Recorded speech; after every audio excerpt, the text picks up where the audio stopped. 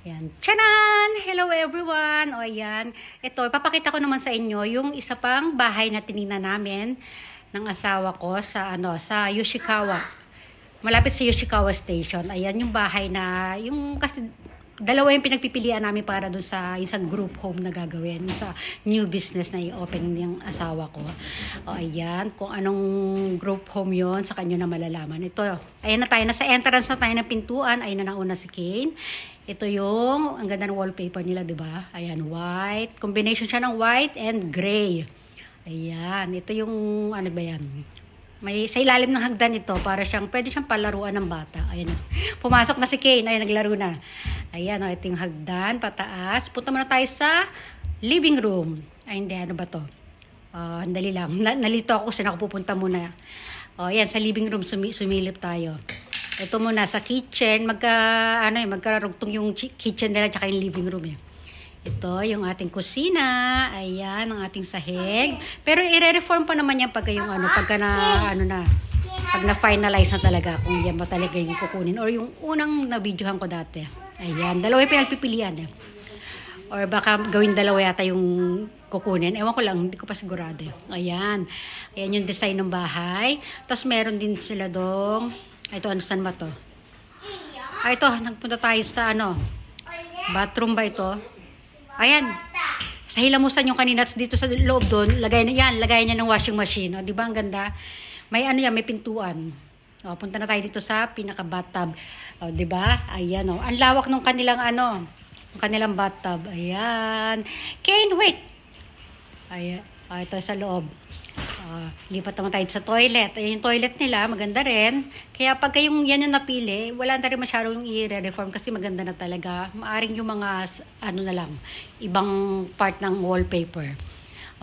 Kasi ito naman yung tinatawag nilang tatami room or Japanese room. Ayan, ang ganda, di ba? Ito yung kanilang kisame doon sa Japanese room. Yung kanilang sliding door, sliding window.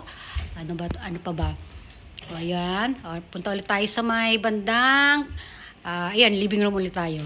Masyadong malawak, ang daming pasikot-sikot. Ilang kwarto rin yan eh. Ayan, di ba yung mga cabinet doon sa kitchen, ay bumalik tayo sa kitchen, yung ilaw sa kitchen. Ayan, bumalik tayo ulit sa sa bathroom. Ayan, di ba? Kasi kung saan pumunta si Kane, sinusundan ko lang siya eh. Ito, kitchen ulit. Nagtumakbo ulit si Kane sa kitchen. Ayan, ang ganda, di ba? Ang lawak ng kitchen nila. Tapos, ito yung namin parang yung nag-a-assist sa amin. Ayan, pinakita niya yung labas ng bintana. Ayan, pinapakita niya na magaganda yung mga yung mga pagkaka-slide ng mga doors and window. Ibig sabihin hindi pa ganun kaluma. Ito sa may labas ito. Ayan, may mga pwedeng mag-garden diyan. Pero maliit lang yung garden nila ha.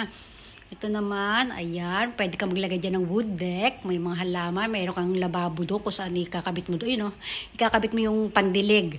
Ito na, kita tayo sa taas, ito ni hagdanan pataas ha, ayan. Mas malawak po ito guys, kaysa doon sa unang pinakita ko sa inyo dati. Ayan, diba? Ayan, pataas yun, yung asawa ko. Si Kane, ilang kwarto, 3 yata yung kwarto sa taas, o 4, hindi ko na matandaan ito. Sige. Yung kanilang blinds ay yellow. Niyan. Ay, pumasok si Kane doon. Ako naman dito sa kabila. May toilet din sa taas at may hilamusan. Ayan. Diba? Maliit lang yung toilet sa taas. Hindi. Tama. Mas malaki yung toilet sa baba eh. Ayan yung wallpaper sa taas. Hindi ko gusto yung wallpaper sa toilet sa taas. Ito. Diba? Dark yung kanilang floor, tapos yung ibang wallpaper dito, may 1 point silang mga dark gray. Ayan, doon parang kids room yata yun sa dulo. Diba? Maraming babaguhin niya kung sakaling ito yung mapili ng asawa ko. Ayan, diba? Kaya natin i-pinost ito para, makita nyo kung alin maganda. Yung una ba or yung ito. Pero ako mas bet ko ito kasi nauna. Ayan, ito parang Japanese room din. Medyo dilaw yung ilaw dito kaya ganyan yung color.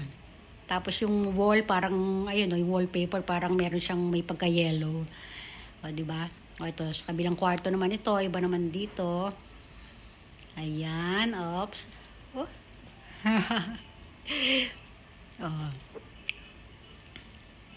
Ayan, sa may veranda, ayan ang veranda nila. Ayan, diyan magsasampay ng mga ano. Tapos itong veranda nila connecting dun sa kabilang kwarto.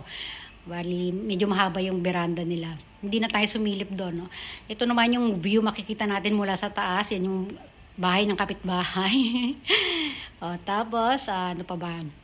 Ayun, may tinuturo si Kindo ayan sa veranda. May nakita yata siyang ano doon, lumilipad-lipad. Ayan, ikot ulit tayo. Balik tayo sa Japanese room. O, ayan o, ano siya. Parang hindi ko gusto yung color kasi may yellow, may ano, tapos may dark gray. Masyadong madilim. Ito yung side din nila madilim, di ba? Pero makintab, o, di ba?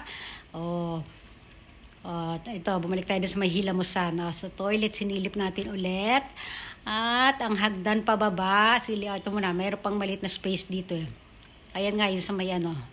Pag akit mo ng hagdanan, makikita yun. Ito naman may pasabit na ilaw. Ayan yung hagdan pababa. O, ayan, pababa ng pababa. Ayan, ayun ang view sa baba. At, ayan na si Kane. Pababa na rin si Kane. Mamaya aakyat ulit yan, guys. Makulit yan eh. O, diba? O, at ito, ayan. Paakyat na ulit kami. Ay, hindi. Sinilip ko yung papunta sa entrance. Ayan yung ilaw. Ito ilagay ng mga sapatos. O, ito pala, meron silang ano dito. Loft yata yan. Yung attic sa attic pala. Ayan, yung hagdanan nila dito pe. Ayun o. Meron silang ano doon sa attic. May pwedeng gawing stock room or ano, or kung anong pwedeng gawin sa taas. Ayan na, makit yung asawa ko. Sinilip niya. Siya muna pinauna ko ito. Pati din daw si Kane sisilip. Ayan. At higit sa lahat, sumilip din ako. Ayan. Wala naman tayo makikita. Ganyan ang itsura sa attic. O, diba? Ayan na. O, konting silip lang. O, ayan na, bababa na tayo. Bababa na tayo. Op, ayan na ang view sa baba. Ayan, o. Makita ulit asawa ko. Ayan, baba na ulit sila. O, bye! Thanks for watching!